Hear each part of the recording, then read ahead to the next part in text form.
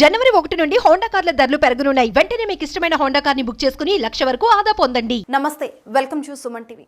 తప్పు చేస్తే తప్పించుకోలేం. ఏదో ఒక రోజు పాపం పండాల్సిందే. వేషాలు మార్చినా, ప్రాంతాలు మార్చినా పోలీసులు వదలరు.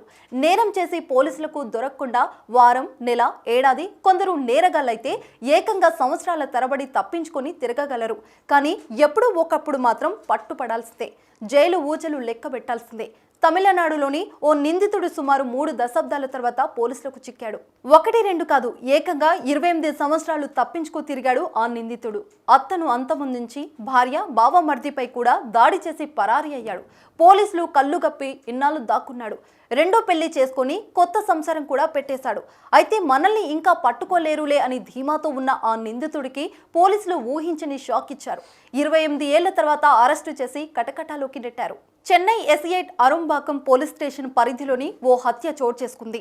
నంగనల్లూరులోని ఓ ఇంట్లో 1995 ఆగస్టు 9న హరిహర పట్టుజోషి అనే వ్యక్తి అత్త, భార్య, బావమర్దిపై కత్తితో దాడి చేశాడు. కుటుంబ కలహాల నేపథ్యంలో ఈ ఘాతుకానికి పాల్పడ్డాడు. ఈ దాడిలో అత్త చికిత్స పొందుతూ మరణించగా భార్య, బావమరిది ప్రాణాలతో బయటపడ్డారు. అప్పటి నుంచి హరిహర పట్టుజోషి కనిపించకుండా పోయాడు. పోలీసులు ఎంత వెతికినా అతడి ఆచూకీ చిక్కలేదు.